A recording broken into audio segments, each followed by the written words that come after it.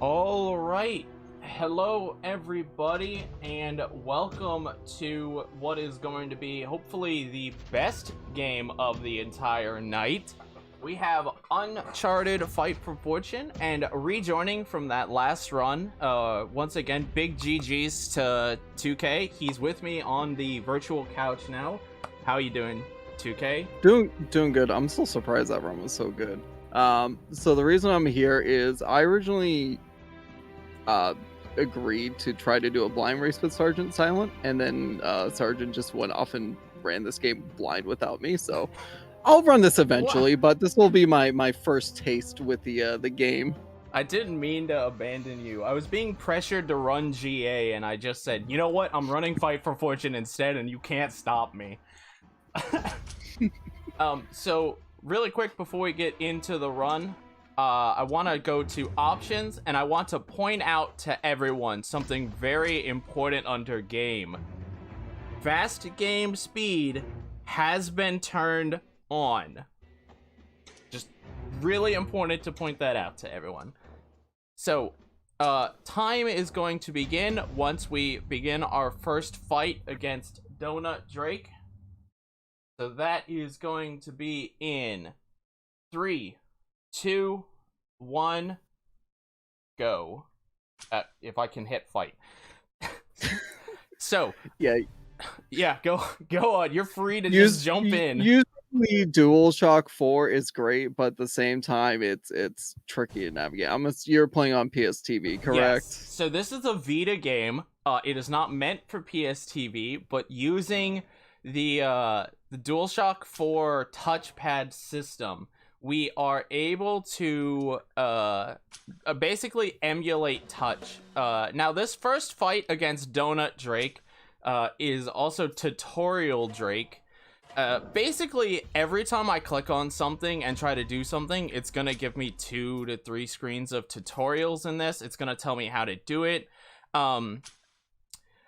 And I want to get something out the door right away before anyone asks this. And 2K, be prepared to answer this at least 3 times. Oh, yes, boy. there is an Uncharted card game. This is the game. Believe it or not, there actually is also an Uncharted board game. I've not played that, but It's pretty much a card game. Oh, okay. Maybe it's just this in board mode. To be fair, some of the cards do look similar, but it does play different. That it actually is a pretty fun game to play. If anybody has Tabletop Sim and wants to give it a try, I do have access to that version as well. Oh, it's on Tabletop Sim? That's cool. Someone from the Reddit Uncharted community scanned all the cards and all the everything in.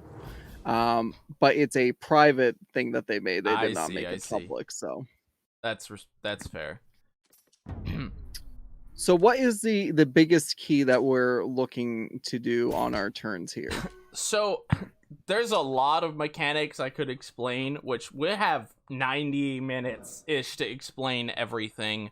The basic thing you need to know is that the opponent's HP is at the very top of the screen. You see that heart? What we need to do is enough damage, which is on each card, you see 2 values, their individual HP and their damage. We need to do 1 point of direct damage in order to successfully defeat Donut Drake. You can see here the goal, reduce the opponent's HP to 0. It doesn't actually matter if you do 0 or 1. Now, there are ways to optimize doing that, which essentially translates to do not play a card unless you need a card, because playing cards is slow. So skip your turn whenever possible, whenever you don't need to. Like right there, you saw I chose not to play a card 2 times in a row, and that let me just attack and kill. Your tutorial requires you to fight that way. Ooh, that's cool. Tutorial requires you to fight that way and then get out. So at the end, this is UGA 0 star. GA is Golden Abyss, but this is also UC1. So you're gonna see a lot of UC1 and Golden Abyss characters, which, speaking of Golden Abyss, you'll be running that later. I'm excited for that run. I'm not ready for it. I am, but I'm not. So, there's a couple things that are going on in this game, and let's see. Something that needs to be said is pretty much everything in this game is gonna be complete RNG. The 6 cards you see, I get to draw one of those. They're called a resource card.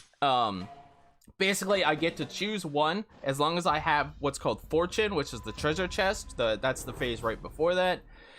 I can spend my Fortune, draw a resource card. However, 9 times out of 10, it's always going to turn into the same thing. Put a card in the first space, start getting points up, put a card in any other space. Like right there, I had enough Merc points to throw Navarro out. Basically, my goal is just kill the opponent as quickly as possible, dealing with whatever RNG the game decided to throw my way. So Drake is a pretty simple fight. It's just gonna be, he's gonna throw Drake in the middle, which Drake is gonna do, you can see, quite a bit of damage, but honestly, I don't really care about that damage because he's probably not gonna kill me. I say that, except he put Eddie Raja in front of my damage dealer, so now this is a bit scuffed right out the door. All of this is random. However, this does let me show off the coolest thing about this. Now, you might be saying, this is a card game. You're just gonna play this game as intended. Oh, no, I'm not. So I'm gonna put Eddie. Eddie has a special ability where he lets me target an opponent. I'm gonna back out, click on my profile. Now the game is very confused that I just did that. It's gonna let me play a second card. You've noticed I've only played 1 card per turn. Well, funny that I'm gonna play a second one. Oh, look, I'm gonna play a third one. Now the game is very confused. The game has no idea what I've just done. So it's just gonna go as if I've done nothing wrong and keep playing the game. So you can see immediately, TK, I have a stacked deck right now. It doesn't matter what my initial RNG was. I'm in a very powerful position right now, would you say? Oh, definitely. So one of the other keys in terms of the cards themselves. So one of the things I did notice is we see some characters that have not appeared in any mainstream games, such as Rika Raja. She was in the Eye of Indra, virtual, I believe. Yeah, Eye of Indra, which that's the what's the term for that? It's just like an online motion comic, I guess. Digital graphic novel, maybe. There we go, digital. Yeah, there we go. Yeah. So it's cool that you see things like that. Yeah. The other thing that probably should be mentioned is this game actually does pair with Golden Abyss, as was mentioned before. Collecting all the different collectibles will actually power up specific cards. So essentially having a 100% file in Golden Abyss it's pretty much required to do well in this game, right? So for speedrun wise, I specifically, when I set the boards up, made a variable for do you have Golden Abyss unlocked? Because as you said, when you said 100%, TK's not kidding about 100%. I had to platinum Golden Abyss, which means beating that game on crushing and collecting all like 300 shinies in that game to be able to get a deck that might be optimal. And that's a very strong might, because RNG is serious here. Honestly, I think the most insane part about that is the fact that the handheld Uncharted game is the one that has like 3 times as many collectibles as the most in any of the other games. Indeed. It's crazy how much treasure is in that game, and that's not even like the treasure alone. There's a lot, just because there's like 20 different categories of treasures, and then you get the treasures that you get by farming enemies. Speaking of the bounties, yeah, So the card Elena just played was one. You'll notice that some of these cards have like little checks. I don't know if checks is the right word. Little yeah, so this lightning bolt here. If you see that lightning bolt with a 1 out of 1, it means that I have gotten that item in GA. And the cool thing about that is you might say, well, that's a double-edged sword. If you get it, your opponent gets it. Ha ha ha. No, they don't. These bonuses are exclusive to me, which is very good when we get to things like gemstones, because those are worth 40 fortune. And we are going to need that. The one joke I totally missed was the fact that Elena played herself in one of the previous turns. She did indeed. Oh, so I could actually flex and show off Skelzor. I normally don't get a chance to play Skelzor, but I'm gonna play him because he's super fun. You'll notice every card has this effect tied to them. 90% of those effects aren't really gonna be necessary. They're not super important to explain. Skelzor, you saw he just killed everyone on the field. Well, not Elena. Elena had so much HP that it didn't matter. Skelzor just does a flat 10 damage to literally everybody on the field. So he basically wiped the whole floor. Elena, why? Why she do this though? Uh-oh. It's fine. It's fine. It's gone next turn, I'm guessing. It might be. I could defend it. You can see it has 1 HP versus the 2 it's gonna take. Most of this game is going to be when I beat opponents, I unlock. No, it's not gonna be dead unless she throws the thing that again. Skelzor thing is just when you play the card. Yep. That's just initially when you play it. That is when you see the like little card symbol. It's kind of hard to show that. When you see this card symbol with the arrow on it, that means on play. It's like a trigger effect. Yeah, you could see it so much better when it zoomed in there. Elena, why? Welcome to Uncharted, guys. Elena, why? Elena is no longer playing herself, but is playing you, it seems. Elena has jumped the gun and decided she's gonna be mean this game.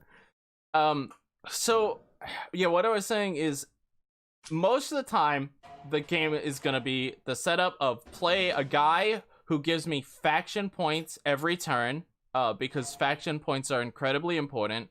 On the second turn, play whatever I want in probably any place. And then on the third turn, assuming I have Eddie Raja, which is the easiest, there are other ways to do it. Also, by the way, I have 0 hero points and I'm still spending hero points. So this is my revenge on Elena. Yeah, it's fine. Don't worry about it. It's fine. Big revenge on Elena here. Words hard. I've completely forgotten what I was even saying. Oh yeah, so it's always gonna be then play Eddie, which is guaranteed in UGA. There are other categories. There's a UC2 and a UC3 category, which suck. I'm not even gonna pretend those are fun categories. They're not.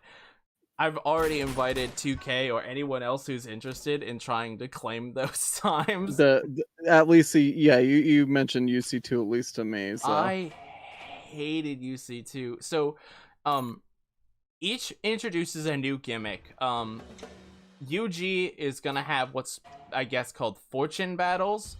Well, that wasn't optimal, but I should kill. What is that? 10, 17, 18, 19? No, I'm not gonna kill. That's annoying. Whatever. I made a mistake. Oh, I could have played the 8.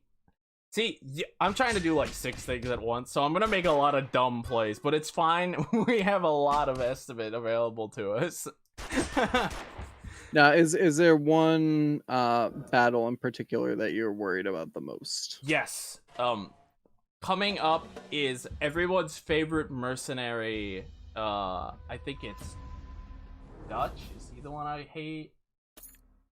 I think it's Dutch.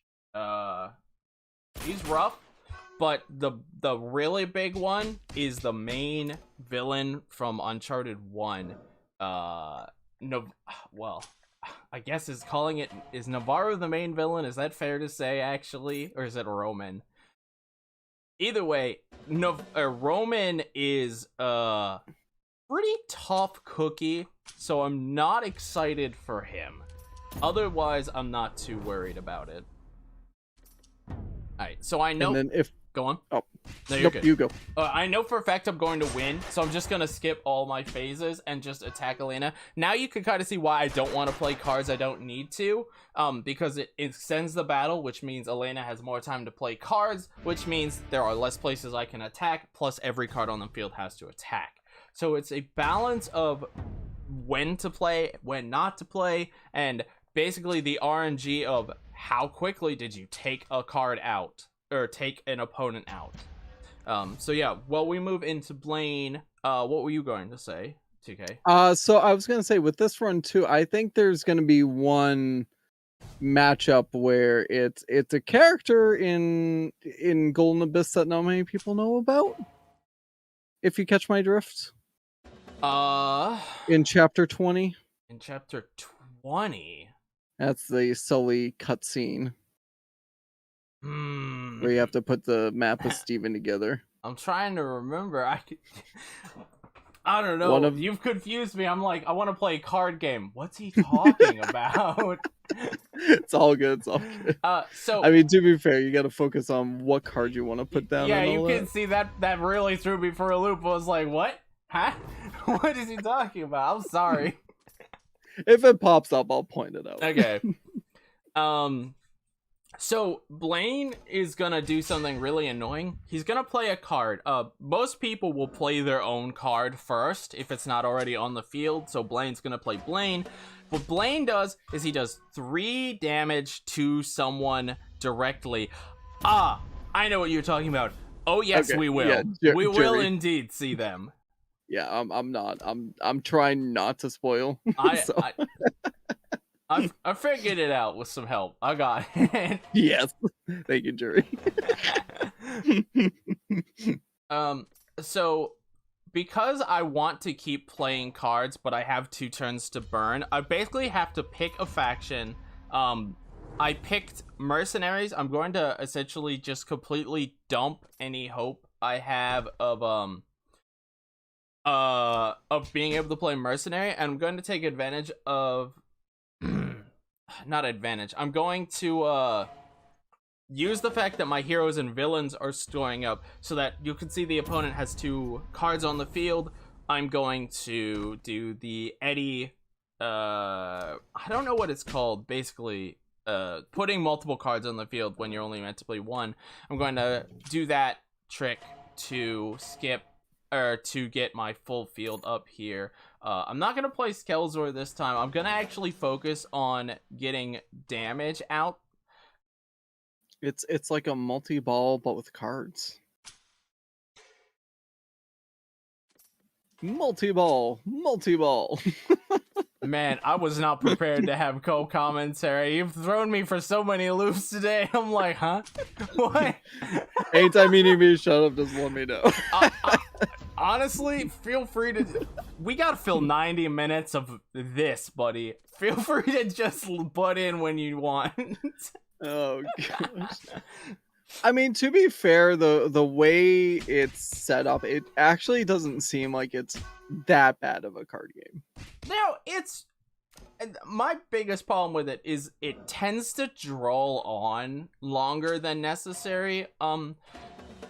I'd say world record right now is like 1 hour and I think 14 minutes for this category. This is the second fastest category, which is weird because it's 0 star, which if we didn't explain it, basically means this is a brand new game. I only have the Golden Abyss cards. I have none of the cards that I've been unlocking via beating opponents early. I have to get those as I get them. So I got the golden gun earlier, which you saw. So now the golden gun is here in my loot pool. How much damage am I gonna do? 4, 6, 7, 8. So that's 12, 13, 14, 15, 16, 17. Not enough to kill, but I will kill next turn. So what I'm going to do is just spend some faction points to keep this guy alive. But as an invitation to the chat as well, if you guys have any questions or just want to, you know, spout facts, fun facts. So there was a question earlier from Solid Spider Snake. Do you shuffle the cards? I'm pretty sure the game just handles that for you, right? So I have like 300 cards in my deck. Basically what happens is it deals me my 12 faction cards, and then those are fixed. I can restart the battle and get new faction cards, but they're basically always going to fall within the same pool of faction cards. Faction cards being the blue, green, and red. Those do stack off one another, which is why they're like factions. You'll notice familiar faces within them, like Skelzor. Everyone knows Skelzor from that one online match of UC2 you played, where you stopped playing UC2 after that online match, right? Yeah, that only me. Okay.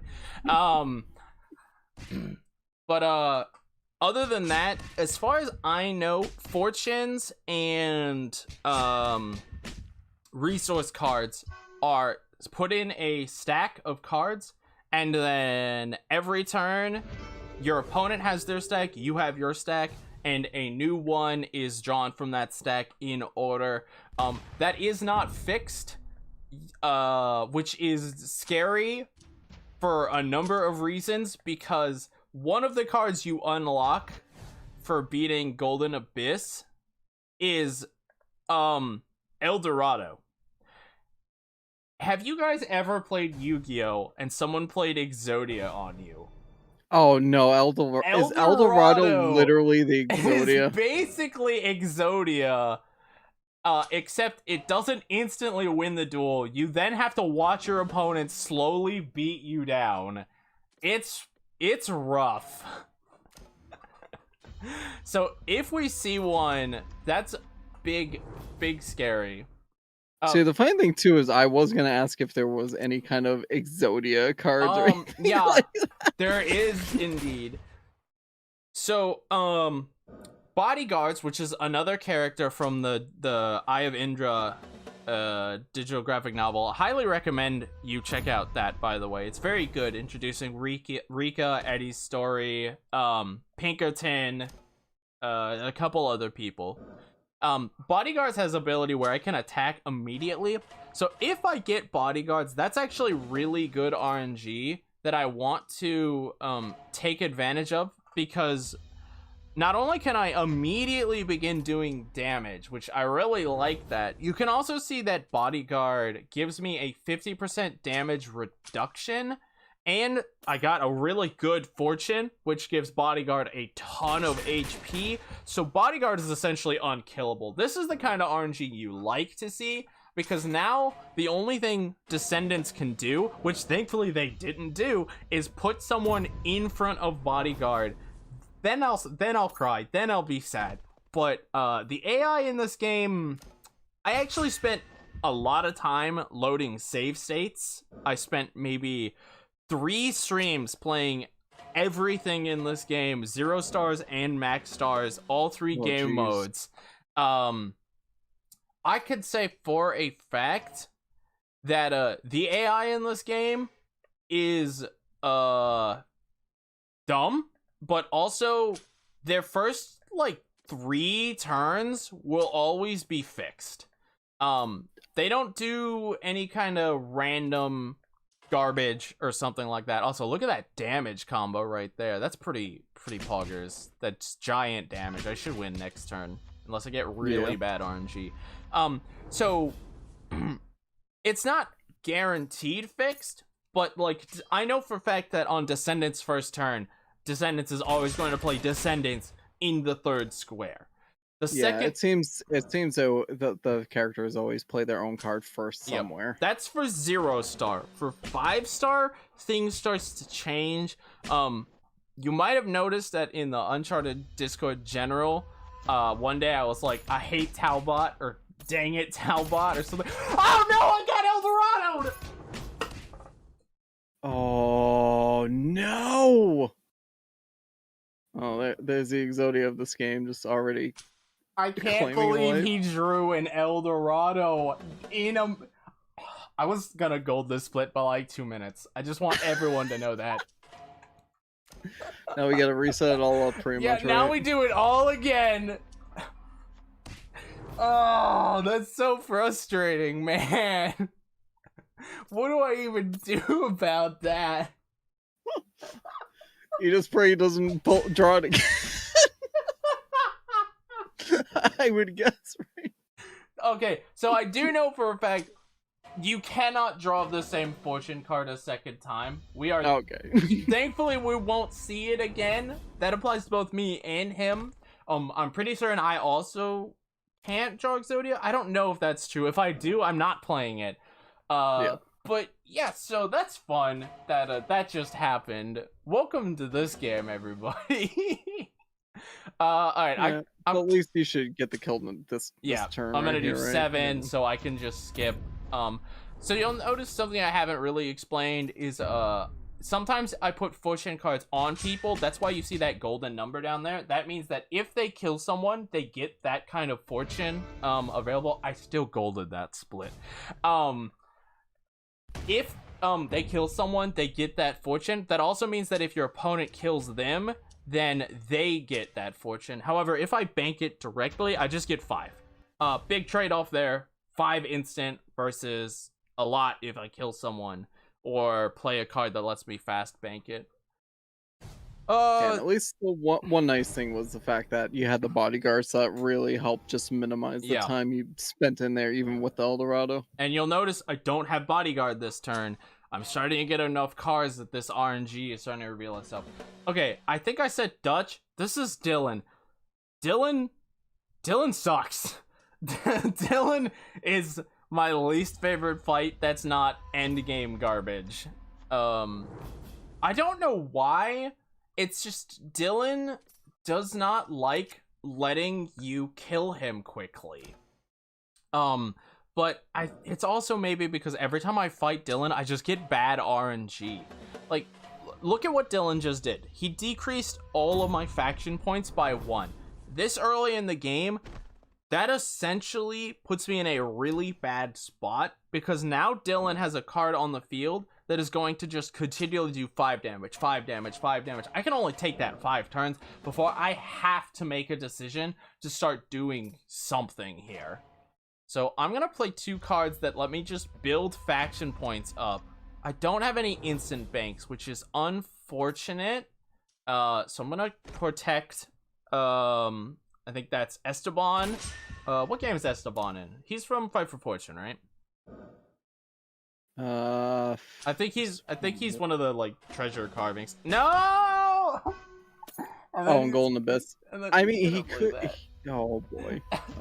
Thankfully, it's not too bad a loss. It just means he gets 16. But this is how it can start to steamroll. I need to get the free card play with Eddie up, and I need to get that rolling. Now it is actually important. Eddie can combo with people. I need to make sure that if I'm going to put Eddie in a spot on the board, that Eddie is going to die. And that may sound counterintuitive, but if I put Eddie on the board and then Eddie becomes unkillable for some reason, like right there, I could put Roman next to him and give Eddie a shield, then I can't do this loop until I get Eddie back. So I need to be so strat seems to be you play Eddie down in a way that will kill him to bring him back, so you can do it again later on if necessary. If necessary. It's a big if necessary, and unfortunately sometimes it's a big is necessary. Dylan is the first one where you could really see that, and again, I can't. It's weird because Dylan doesn't seem like he'd be that weird of a fight. He doesn't have anything special. It's the fact that he can play a card that will play a card that immediately hurts all your factions by 1 is so rough. in this game, because by now you could probably see how important faction points are. If I don't have them, I can't play cards, and then it doesn't matter if I do the skip. I can't play cards. So, like, all of these things have to be constantly in my mind, and I have to be aware of them.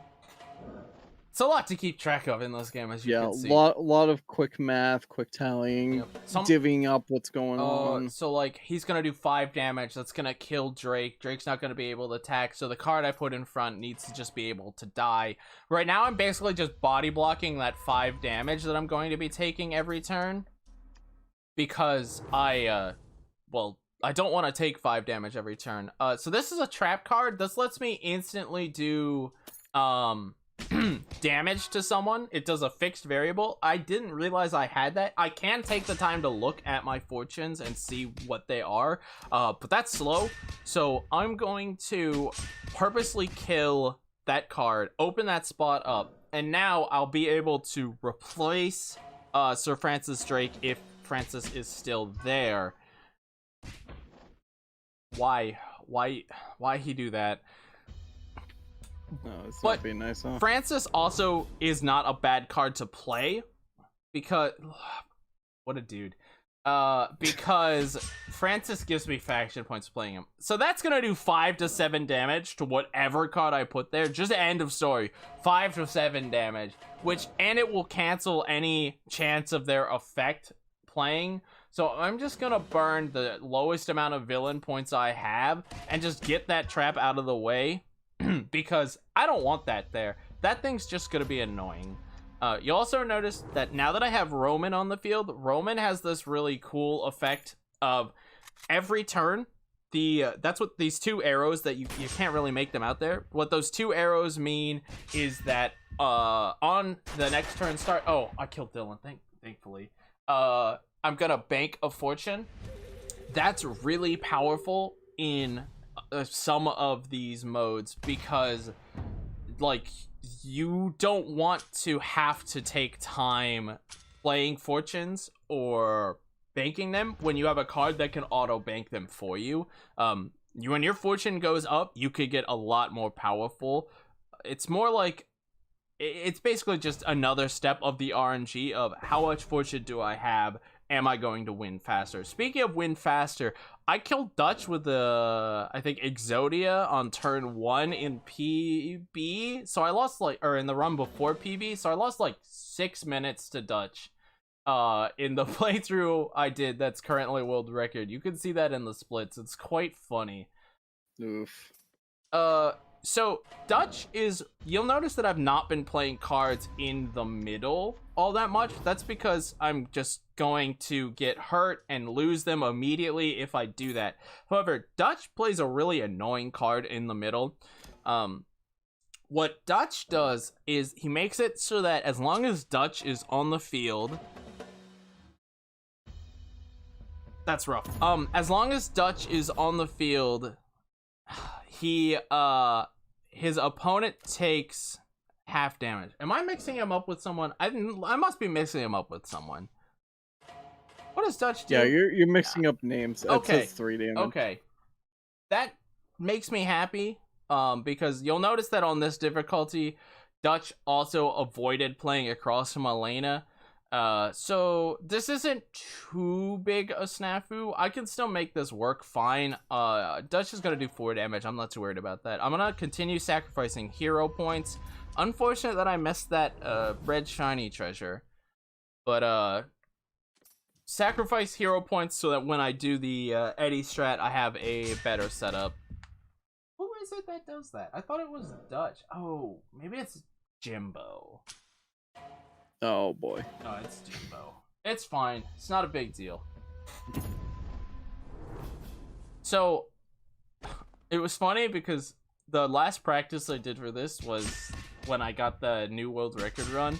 And during that, someone was like, it's a card game. It's all RNG. What's practice gonna accomplish? And I was like, you know what? You right. So I haven't practiced this game in 14 days. So we're To in be this fair, roller coaster to be together. fair, I feel like practice would help you just know what in your, like, if you know your starting cards, like if you have a Yeah. bad set, you can just reset from there. So That's really about it. I feel like that's the funny thing is it's actually for GA, this category we're running, resetting is actually a really slow idea because the pool of cards you're gonna get for this category, especially 0-star, is basically fixed to always be the same. So you basically, unless you really, really want a specific card, like say Eddie, but I'm not too worried about that because I'm always gonna get Eddie in 0-star. At least I'm fairly confident I'm always gonna get Eddie. There might be like one obscure situation where I don't. That would be like the only time to reset. But for the most part, I'm pretty okay. I'm gonna be okay with dealing it. Especially since after the first 1-2 turns, this is just going to spiral. so 0-star just sounds like dealing with whatever you got, basically. Pretty much, yeah. Now, if this was UC2 or UC3, you actually get so many cards that it is possible to get setups. What? Hold on, 5. Okay, I'm gonna kill him so I can skip Factor Face. It's possible to get setups in both UC2 and UC3, where it is impossible to do the multi-card glitch in a turn, which makes those very scary, especially since some of those fights in UC2 and UC3 are incredibly challenging. Like, I cannot overstate how challenging some of those fights are. Let's see. Also, I've been trying to get a glitch at the end of every fight. Unfortunately, I've not been able to. There's 2 known glitches in this game. The one I've showed you and one I found that I haven't shown you yet. It's very minor if I get it, but I'll explain it if it comes up. I will say though, I'm just happy we only have to fight Dutch the one time. I'm happy. Yeah, we only have to fight everyone once, thankfully, because some of these Well, fights... I only say that because I'm terrible at double Dutch. I'm sorry, I had to. Okay. I'm sorry. Man, you're really throwing me for these loops here. Okay, so this is Sully. You might say, well, just go fight Sully. Here's the thing. Sully has 99 HP. That HP is going to regenerate every turn because my goal here is to hoard 50 fortune. So because they didn't want you constantly fighting every turn, they decided to spice it up. Remember how I said it's very good that all of our gems are worth double value? This is why 1 gem turned in gave me 50. That's pretty ridiculous. Now I'm gonna double check that I do have a instant bank. I do have an instant bank.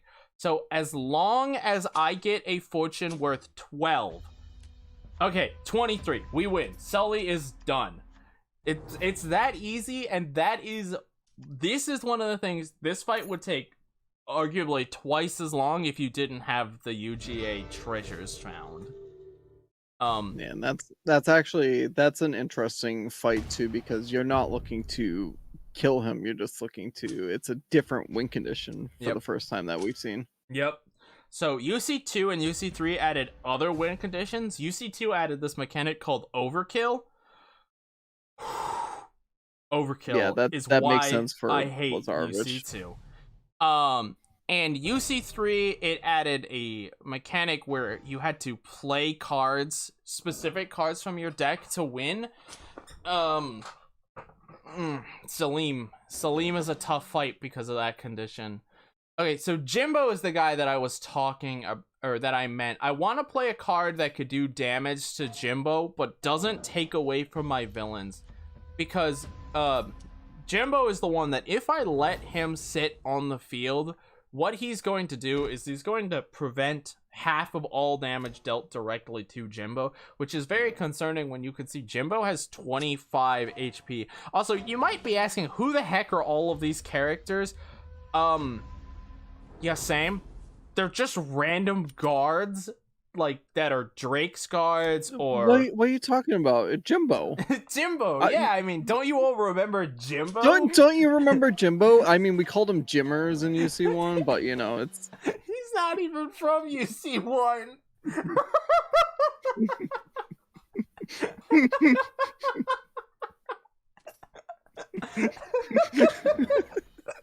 Yep. Yep. Welcome to Uncharted. He's gonna do 7 damage, by the way. I'm gonna lose that fortune. There's nothing I can do about that. dude, there's so much lore outside the main 5 games. Right? Who are these people? We don't count the book of the movie though. Oh. You mean the new movie? Yes. That's fair, that's fair. I've not actually seen the new movie. Is it any good? Have you seen it? I would say like it's not bad for an action movie. As an Uncharted movie, the first 15 minutes I had to have Ness, who was in the chat earlier. He was watching it with me. I had to like he kept me to calm down for a bit. So I'm gonna once I just sat and enjoyed it was fine. I'm going to purposely skip playing a faction card this turn, because I am going to let what is that, 3? Yeah, I'm just gonna throw a card away. Sorry, I gotta think here. I'm going to let my my mercenary points build 1 more stack, so that I can play my entire mercenary combo out. Because Navarro is my final mercenary card, and Navarro's actually pretty good. He's better if Jimbo had played healers, but you could kind of see me and Jimbo are having a standstill contest right now. I'm not killing him, and he's not killing me, which is not how you want this to go, but RNG dictates that that's how this is going to go.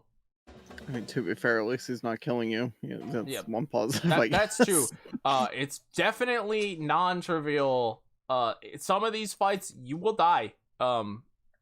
No joke, you will die to random just opponent coming in and just killing you. I'm gonna kill Spike Trap, get it out of the way, and then I'm going to damage Revolutionaries to open a spot.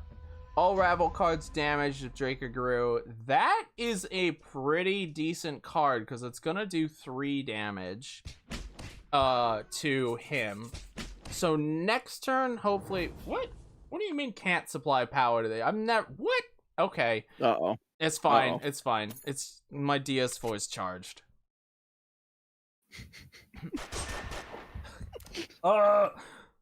I've never seen that message.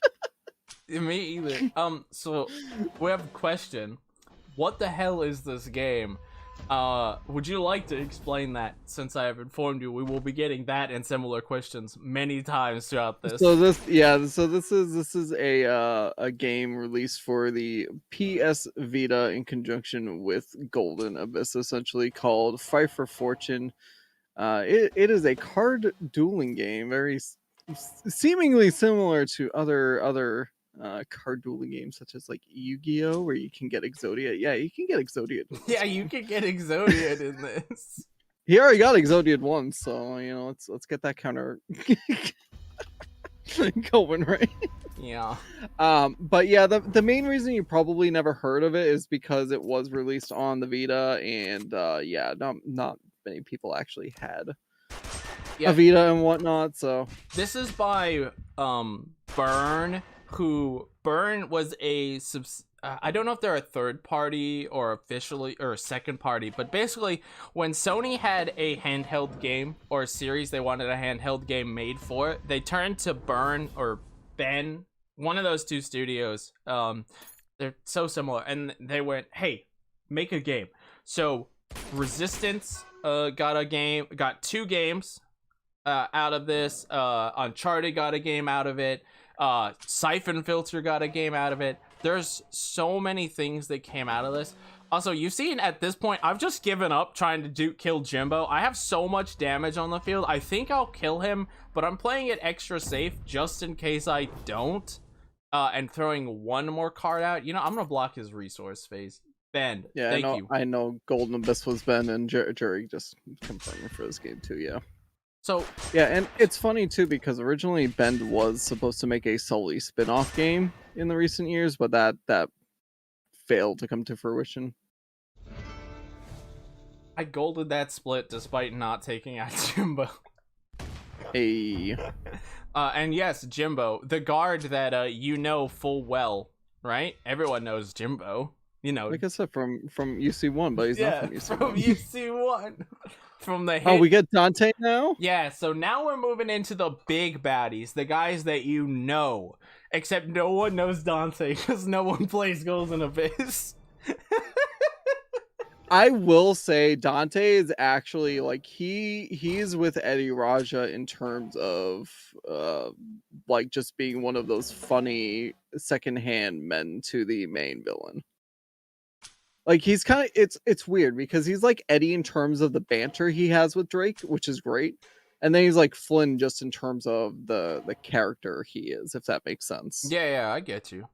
What do I want to do? I'm trying to we'll go over that with Dante tomorrow when I run Golden Abyss, I guess maybe. Oh yes, Marco's Dagger is such a good card. This is the RNG we want. Look at how much damage Drake has now. 8 plus 20 damage just with casual plus. I was gonna say, is he gonna be dead on this turn right here? This turn, no, but next turn, yes. I didn't get a good enough RNG to kill him this turn. I can't bank on that dagger, but because Roman doesn't. Oh, okay, I see. So, basically, that's where you can start to see RNG really shines. I could always get that dagger because I've played Golden Abyss with a platinum.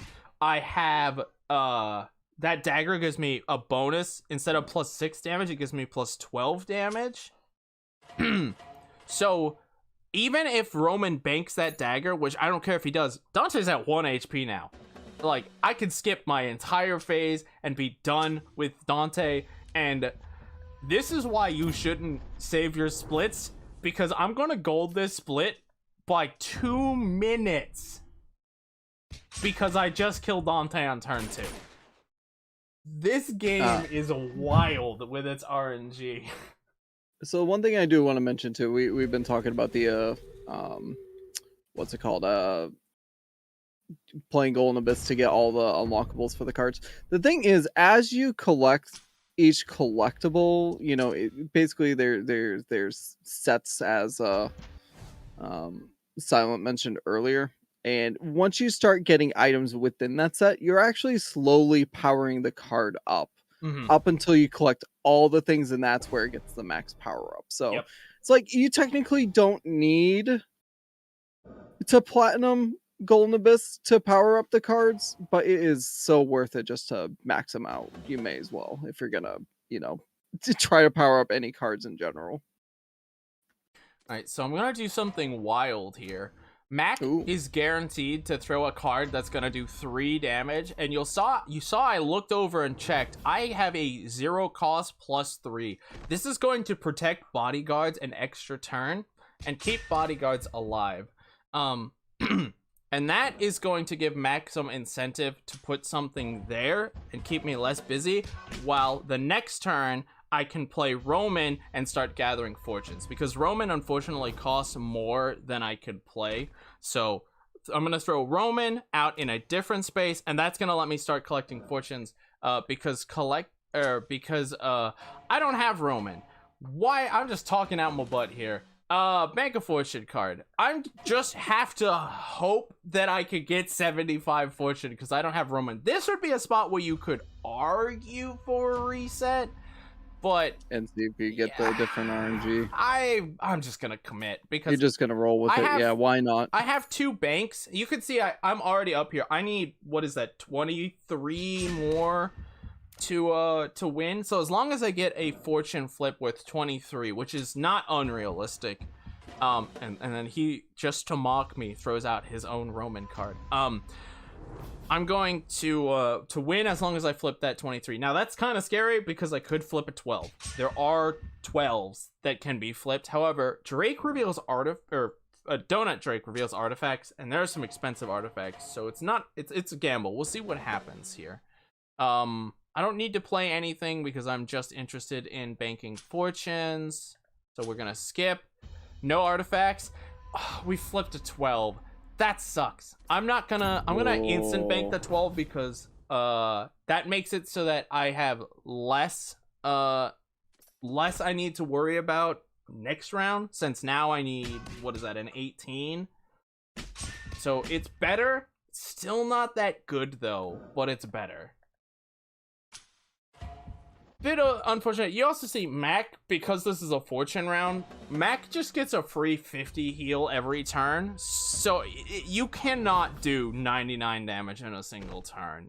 Yeah, for these ones, you definitely need to just focus on the task at hand, it seems. You can't even do 50 damage in a turn, so it's physically impossible to kill this. Now the funny thing is, UC3 has an enemy who heals.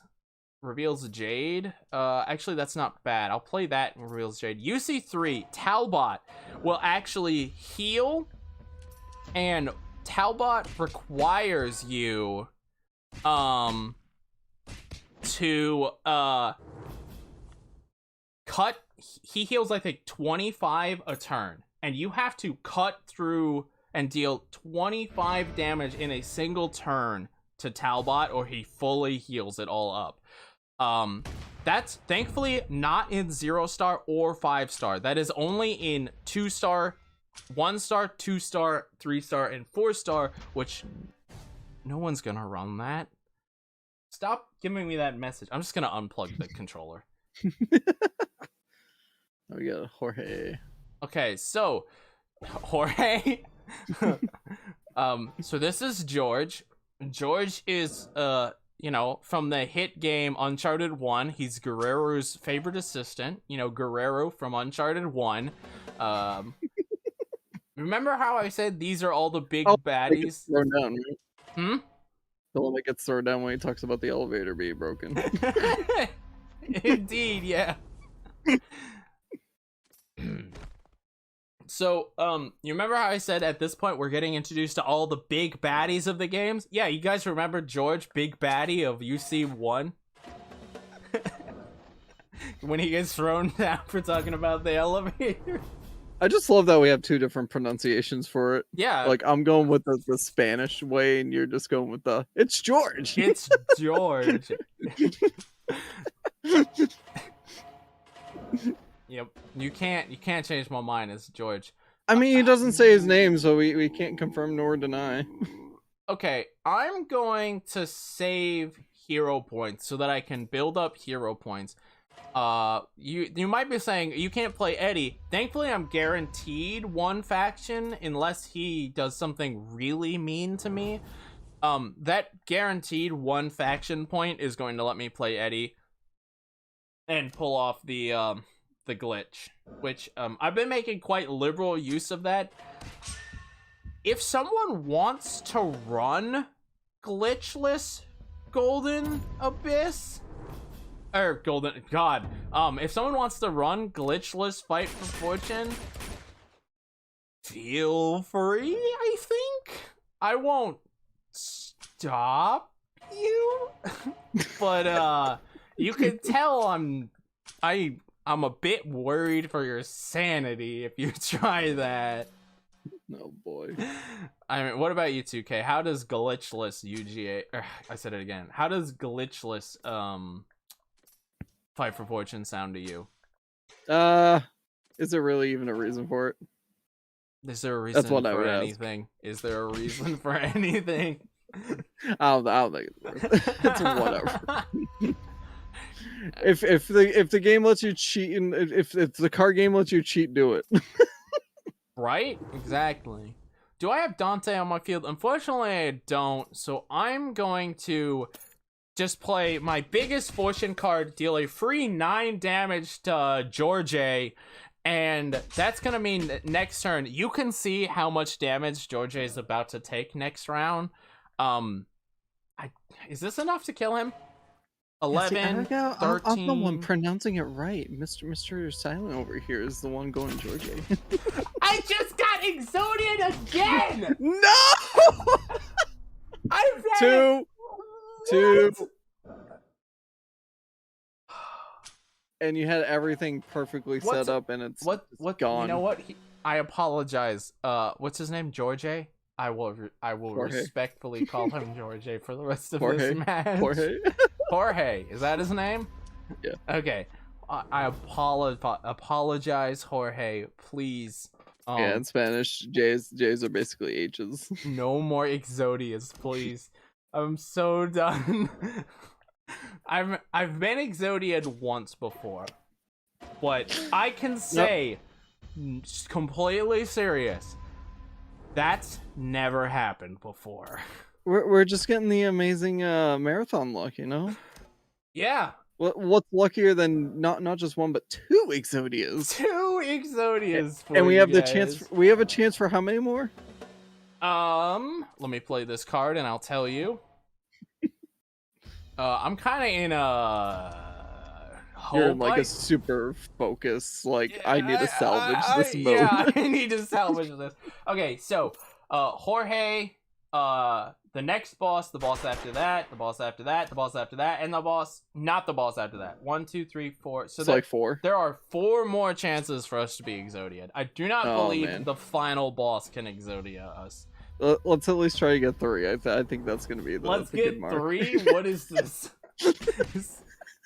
No! He did 3 damage to me with something. Dude, I'm telling it's because you insulted his name I- the whole time at the beginning. I'm sorry. Please, Jorge. I'm sorry. So I'm kind of just panic mode pulling off the glitch and hoping that it works because Yeah, I think that's all you can do at this point. this is kind of sketchy here. Dante's just gonna be over there continually pounding me for 6 damage that I have to just accept is coming, and I can't do a thing about it. Is there anything here I want to play? We've got our off character Suicide Squad apparently between Mag Jimbo and Jorge. Yeah. Do you ever want to hear tertiary character Suicide Squad in the Uncharted? Yeah. You know, all your favorite Uncharted villains. Jorge. Yes, the villain from Uncharted 1, one of the bad guys from Uncharted 1, one of the bad guys from Uncharted Golden Abyss, and one of the bad guys from Uncharted 3. I don't know.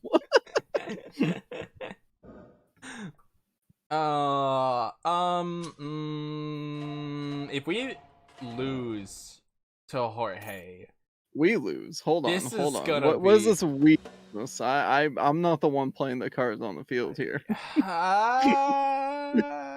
what do I do with this setup, man? I can only think you can need to try to just keep doing the glitch and getting more on, right? Or no? I'll run out of once I get to a certain point. I'll run out of my ability to do the glitch. Period. Okay. So I That have makes to sense. sit here and build. Rival cards take 3 explosive damage. If Citadel 7, they take that. You know what? This card costs 69 points. It's a very nice amount. I'm gonna put it on Friar Marcos. Now, you all know it is canon that Friar Marcos knew how to fly an Apache helicopter. Don't question it. It's about the same canonicity as putting 8-year-old Pema inside a M1 Abrams, which can and does happen. It's fine. It's canon. Fight for Fortune proves that. No questions. I mean, to be fair, I mean, Friar Marcos and an Apache is totally canon to Golden Abyss. I mean, I'm sure nobody's actually played it. We can say it's canon. Yeah. It's fine. I mean, why wouldn't you say it's canon? Of course it's canon. I win in 2 turns if I... Yes, I win this turn. Do I have the money for Hey. that? Wait, do I have the money for that AK? If I have the money for that AK, I win this turn. Do I have the money? It costs 30. 5 You and got 7. That's 12. Oh. Woo! RNG. RNG There has you go. chosen to let me pass. RNG has bailed you out again. It's the same RNG that let me get Exodia twice, so I don't know whether I should be thanking it or not. Oh, I didn't know. So I've never played the helicopter. I did not know that the helicopter did damage every turn. That's actually pretty cool. Helis in places Marco's been. Alright. Oh, I didn't get the glitch.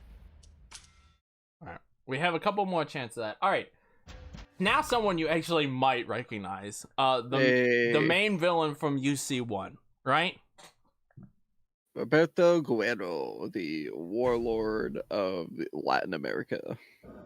Now, Guerrero is actually a cool fight because you'll notice right away, there is no way Marissa is living. Absolutely not. Marissa is dead in the water here. There is no ifs, no ands, no buts to that. She dead. However, what Guerrero does is because Guerrero starts with, well, Guerrero, he is not able to play any card next turn. If I had put something on Chase, he could have played something. Well, he's gonna get 11 fortune, I think. So he might play something, but he's gonna skip his turn. He physically cannot play something. And that's good for us because that lets us start getting damage. Now, Guerrero has 50 HP, which is a lot. I don't remember if Guerrero has a turn limit on him or not. Also, shout out to that RPG7 that guarantees that Chase is dead. So now, the thing is, what Guerrero is going to do is Guerrero is always going to try to buff his flank by throwing his bodyguards out. And we don't like that he's going to do that. However, I can't really do anything with this current setup that's going to prevent that. So I'm just going to basically buff up my main damage dealer, Drake, here, because Guerrero is probably going to throw him in front of Drake. There is a chance he puts it in spot 2, in which case I'll have to deal with that then. But we're basically going to ignore Guerrero's card entirely. Okay, he did one of the things he could do. Some people are not consistent. Guerrero is one of them. He threw out the parrot, Jose. I don't know why he did that. I'm okay with that. Jose's not like a big deal. That just makes my position even more powerful because now I can do the glitch and I could put someone in a spot that is going to do even more damage just in case shenanigans happen. And I think we've seen by now that shenanigans can happen. So yeah, we're just gonna play it a little safe, play an extra card, and now next turn, what am I going to be doing damage wise here? I can't play that, but I can play that. What does that add up to here roughly? 9, 12 is 24. Okay, so unfortunately, not enough damage to kill Guerrero this turn. 9, 12 is 21. But as long as I do not get Exodia for a third time, Guerrero should be done. It's getting pulled right here. No, never mind. No, so yeah, thankfully he didn't. So the way Exodia works is it's one of the 3 fortune cards. You could randomly flip it up, and what it is it's a 25 value fortune. You put it on the field. It does 25 damage to everything in the field. Every single card, no questions asked, 25 damage to it. Yours, friendly, yours, enemies, doesn't matter. Clears the field, and then you bank it for 25 fortune, so that next turn, you have 25 up. It's a really annoying card. Oh, I have to dump something. You gotta remember to do all these phases, too. Now, unfortunately, we have to watch everyone take their attack, because that's how the game works. But we just overkilled Guerrero by a ton. I mean, he started at 50. You almost got him. He almost ended up 75 damage total. Yeah. Now, here's a question. Which fight do you consider harder? This one or crushing in Golden Abyss? Oh god, Crushing and Golden Abyss, hands down. You're running Crushing, right? Right? No. No. If while we fight Precoso, who Precoso's one of Eddie's pirates. That's all I can tell you about Precoso. If you want to explain why Guerrero is such a bad fight, because all I have to do is bank fortune here. You could explain what makes Guerrero such a tough fight. Oh, Guerrero. Yeah, I mean, we'll see tomorrow. So the thing is with Golden Abyss in general, I'm sure there's gonna be some of you that won't be able to see the run. So there's a mechanic with Golden Abyss in general where all their QuickTime events are done with touchscreen swipes. So there are certain instances on ledges where you need to swipe the correct way so you don't fall to your death. And two of the fights, one against Dante and one against General Guerrero, you have to do a string of QTE swipes. As you increase the difficulty, what is it? The like the number of swipes that you have to. It's not the number, but it's like the kind of swipe that you have to do for some of them will change. So you might just have like a straight line for one. Yeah. But then if you go to Crushing, you might have to do like a Z shape. Guerrero on Crushing has a J shape as well. If you play on oh no, I remember the J shape. If you play on I think unpatched Japanese, there's 2 J shapes. Or not unpatched, patched US. There's 2 J shapes on Crushing. Yeah, no, I remember those because I'm forced to run on US patch. I was not. I was CBA to get the JP unpatched. Also, you mentioned that not the number, but actually on the very easy, it's 5 mistakes you can make, and then it goes down from there to on Crushing, you get 1 mistake. And when I say 1 mistake, I don't mean you can make a mistake and you're fine. I mean, if you make a mistake on Crushing, it's done. A 1 strike, you're out. Yeah. You have to do it perfect on Crushing. The funny thing too is with the Guerrero fight specifically, because the Dante fight you get the strike limit the whole time, 5 for very easy, and then the 1 for Crushing.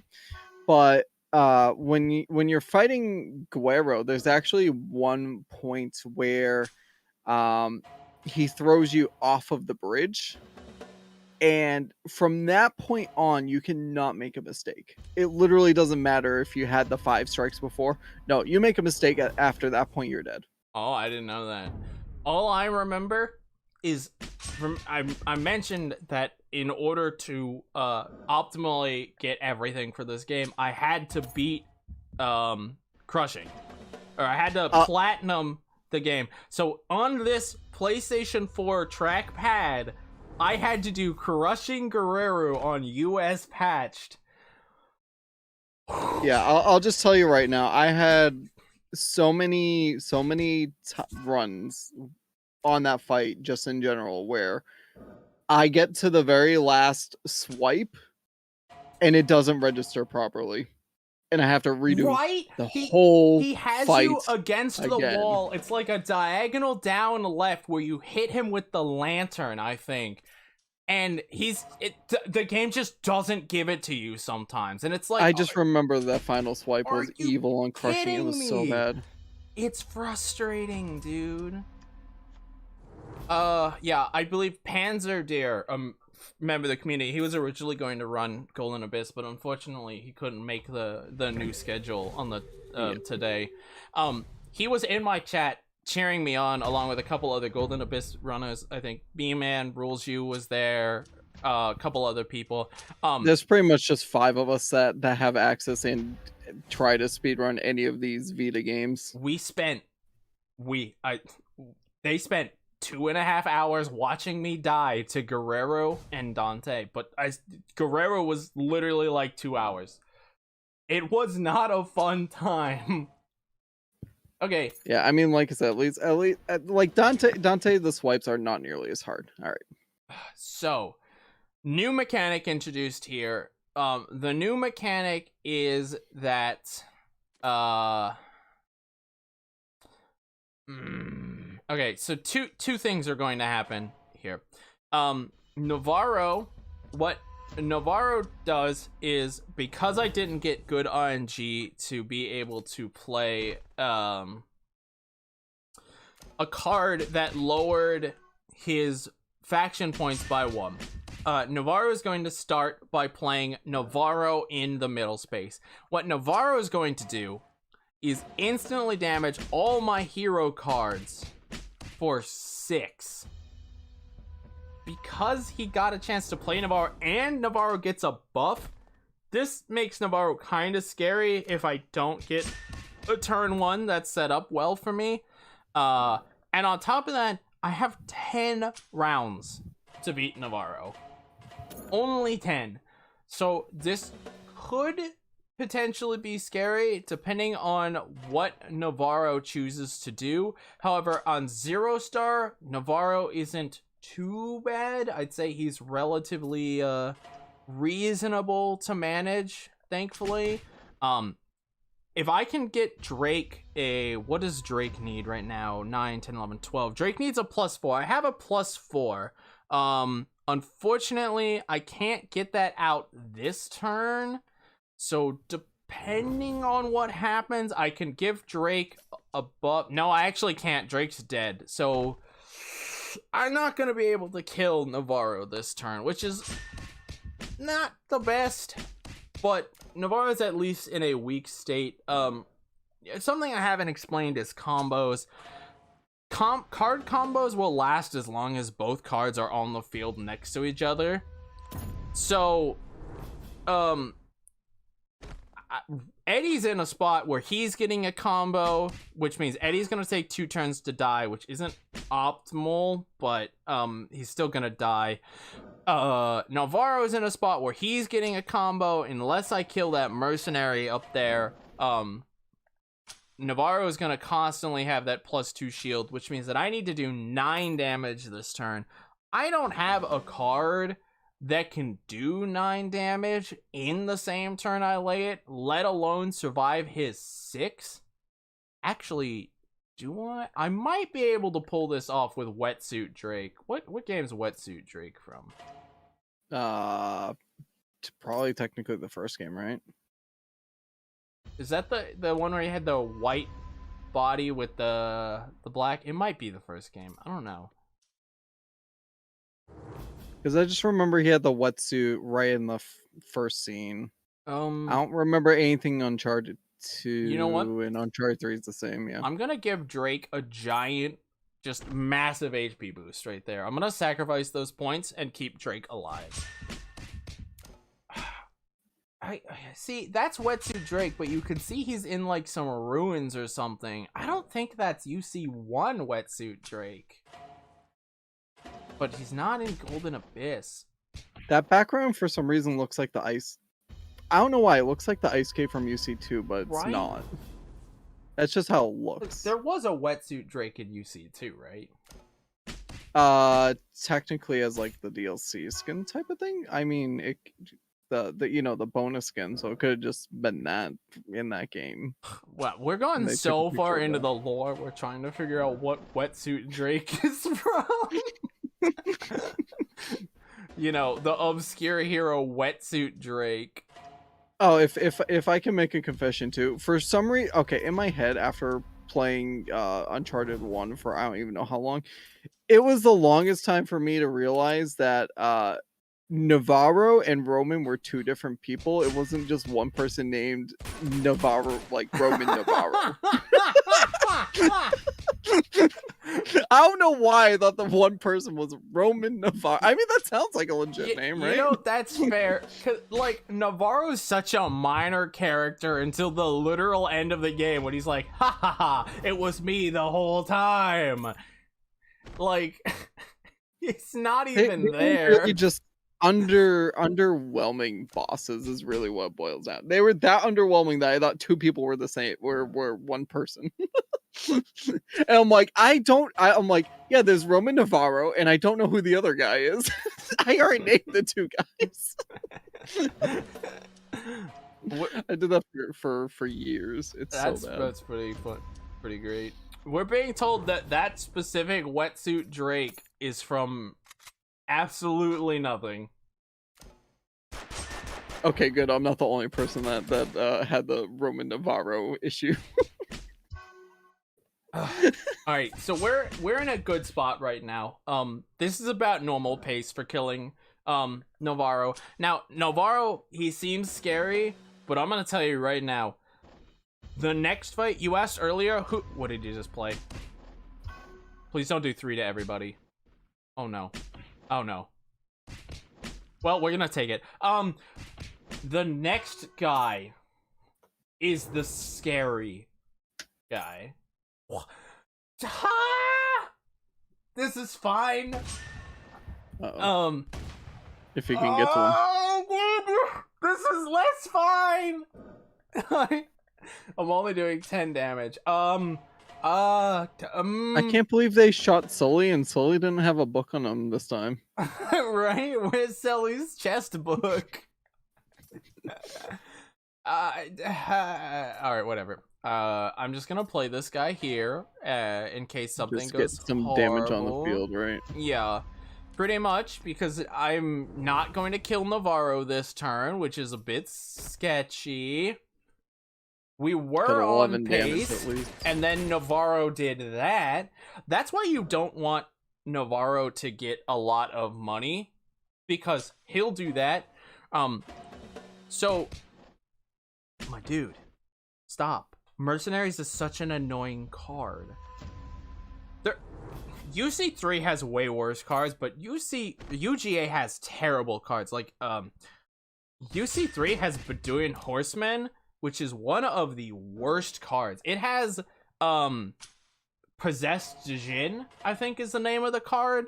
There was a UC3 run earlier, so you should know who both those characters are. Absolutely savage cards those two are. Oh god, I'm getting lag. Sometimes this game will just hitch for no reason. I did mention this game is not meant to be on PSTV, so there's... Yeah, this and Golden Abyss are whitelisted to the PSTV, if I remember correctly. I know Golden Abyss definitely is. They're blacklisted by default. You have to CFW to blacklist or to whitelist it. Okay, yeah, I have it mixed up, but yeah, it's right terminology. Just flip it. Yep. Okay, this is the fight that scares me. We are on 1 hour 28-minute pace, so we have 2 minutes to lose to Roman. Oh, hey, it's the other guy. yeah, it's Roman Navarro. This is No, him. we just fought Roman Navarro. This is the other guy. Okay. So Navarro is going to do a lot of things. Roman, now I'm doing it. He is going to play most likely across from me, and if I play a hero, he's just going to kill said hero. So I'm going to have to sacrifice Mercs. I'm just gonna put it there because he's going to play almost certainly across from me. I'm just gonna instant bank this 12 instead of risking whatever he's going to possibly throw at me. Then I have instant fortune banks for bigger fortunes. There's not a time limit here, but Roman has 75 HP. Like I said, almost certainly gonna play across from me. He played Dante, which killed all my faction points by 1. He's then buffing Dante because Roman starts with points. I have 2 minutes to lose to this, by the way. This fight, if I do not get control of it almost immediately, is going to go so far out of hand that he's going to fill his entire field up with cards, and I'm not going to be able to get any damage in on him. So I need to get a damage setup as soon as possible, but that damage setup needs to be able to do damage to cards and Roman. They can't just be, I'm gonna do 2 damage, because Roman is gonna play cards like Dante that do 7 damage and have 6 health, and I'm not gonna be able to kill them. You can already see we're not in a great spot. This was the fight I was scared about. I'm guessing Roman is the heavy reset point. If I make it this far in the run, I'm finishing the run regardless of what Roman does to me. That's fair. That's fair. Because this is the penultimate fight. There's a fight past this one. I'm not gonna spoil. Yeah, the we're final not fight, spoiling that one yet. but this is, in my opinion, the hardest fight in this category. Now, thankfully, I got really good RNG. I drew an AK-47. The AK-47 is a incredibly good card. Not only did I draw that AK-47, but I was able to get a really good setup. I have a good team here in terms of who's able to do what.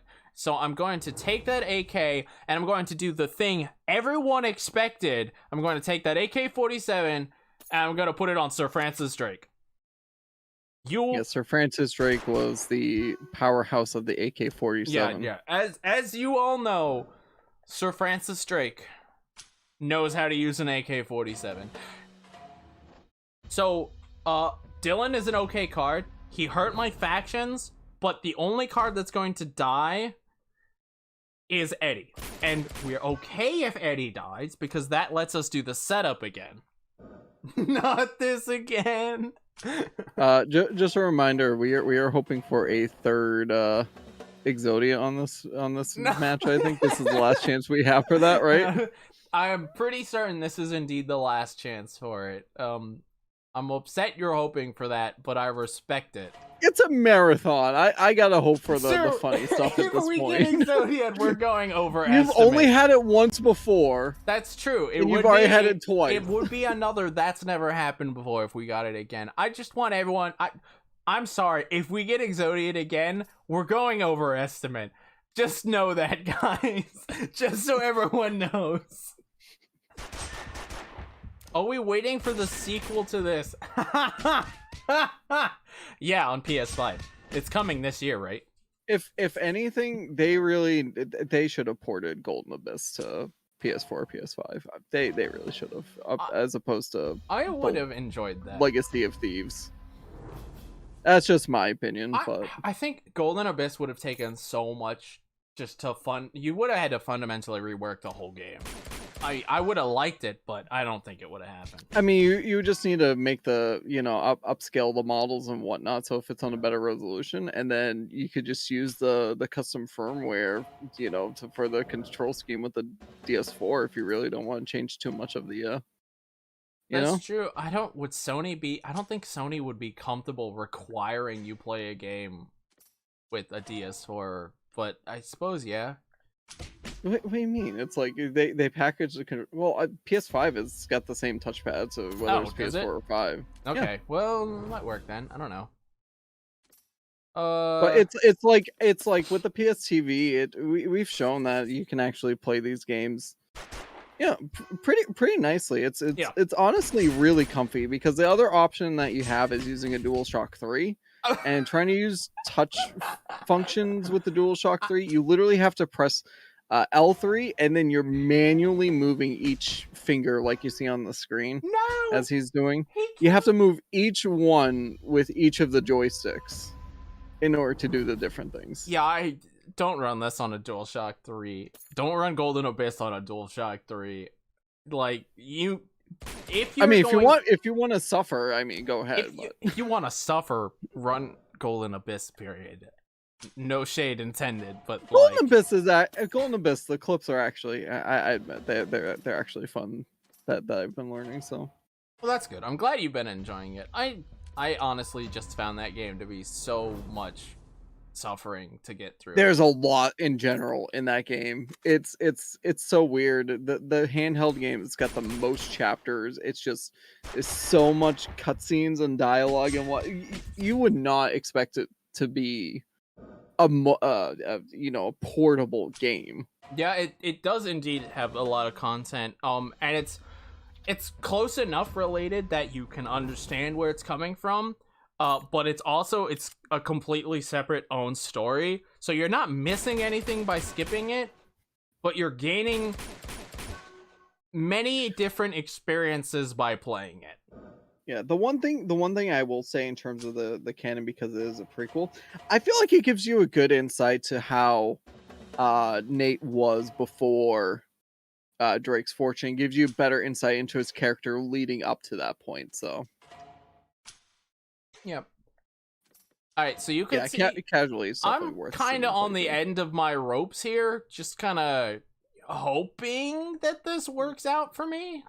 Throwing stuff on the board. Yeah, just throwing stuff on the board and hoping, because he still has 20 HP. I can't do 20 HP in damage. However, thankfully he's been nice and he's not put anything in front of Dante. So I'm happy about that. He has let me keep doing Dante. At any point, Roman, actually, Roman is the most likely guy to Exodia me. So if you want it to happen, hope it happens this turn. It did not. Unfortunately, or fortunately, no third Exodia. Yay? Time wise, fortunate.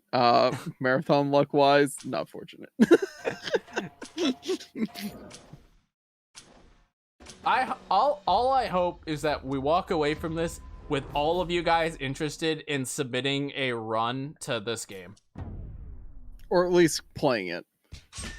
No, don't play it. Just run it. Just run it. Just pick it up and go. You can't do much worse than this. I do, for what it's worth. If you have a PSTV, or Vita, I did upload saves for this game. You do not have to beat Golden Abyss. You just have to have it on your console. So you can skip the Golden Abyss part and move in. So we're on our final opponent. You wanted to introduce this guy pretty badly. Here you go. Jose the Parrot. So this is okay. This is a pretty fast one. Go on. So Jose is very special in Golden Abyss. There's one chapter he appears in, chapter 20, is literally just Nate and Sully talking to each other in a bar. And the special thing with Jose is during that cutscene. So the cutscenes are very interesting. There's two in particular in Golden Abyss that are interesting because you can actually interact with the environment. The first time you're collecting, why are there? I just noticed there's 5 Jose the Parrot. This is the final boss. However, being 5, that's his downside, because I can turn 1, pop out this bad boy glitch, and we're going to rock Jose's world, because you're not meant to be able to do this. Jose just cannot keep up with what I'm about to do to him. Rip Jose. Yeah, so yeah, there's two in particular where you can actually interact with the elements in the cutscene itself. The first one is so you can get about 10 collectibles when you're talking with Chase, and then in the one with Jose, if you tug on his tail, I want to say it's like 8 times, his tail feathers 8 times. He squawks and speaks, and eventually he'll yell at you to like stop pulling on the tail. Yeah. But that is one of the trophies, is to get him to talk enough by pulling on his tail. Yep. So Jose, this is just his revenge for that. Yeah. Every time he hits me, he also gets a free hit on me myself. Jose has a special ability to do direct damage. However, as you'll see this turn, I don't really care that Jose is going to continually do direct damage. It auto skipped my resource phase because I can't I just don't have the faction points to do something, or literally to do something. So I'm gonna take my turn, and Jose is a kind of weak card. He only has 2. Remember, you're supposed to play 1 card a turn, which would mean on this turn I would have 2 cards out. Jose would have 5, and every time you kill one, you'll notice Jose draws 1 card. He gets 2 hero points, 3 hero points, and he always gets a Jose. So every turn, Jose's gonna be throwing Jose to his deck of Jose's to try to counter me with Jose while throwing Jose's, because revenge. Jose. However, this is the final fight. It's a nice break. We're on pace to be underestimate. Time's gonna be once Jose's HP hits 0 and then it says opponent defeated. So get ready. That's gonna be coming up soon. But in the meantime, how you doing, 2K? How you been? Not bad. This has been very interesting. I'm glad you enjoyed it. You now have an idea of what this is going to be like if you run this category. All right, time is coming up. Time. Woo! We did it. Sub-estimate. with 2 Exodias. I still wish the third one happened, honestly. Well, there you go. You did say it was his revenge. Stop touching me. Woo! Yeah, he don't like when you touchy. All right. Thanks so much for joining, 2K. Up next is your run, 2K. What are you going to be running? I believe. We're gonna be doing yet another knockoff Uncharted, so I'll hold off on the spoilers until we hop into it. I look forward to that. I've been Sergeant Silent, SOGT, If you liked the run or just enjoyed me, come check me out. Come check 2K out. He was great on comms. Thanks again. And maybe there'll be a surprise in the next run. But in the meantime, you guys have a good night, and thanks for having me. And enjoy the rest of Uncharted-thon 4.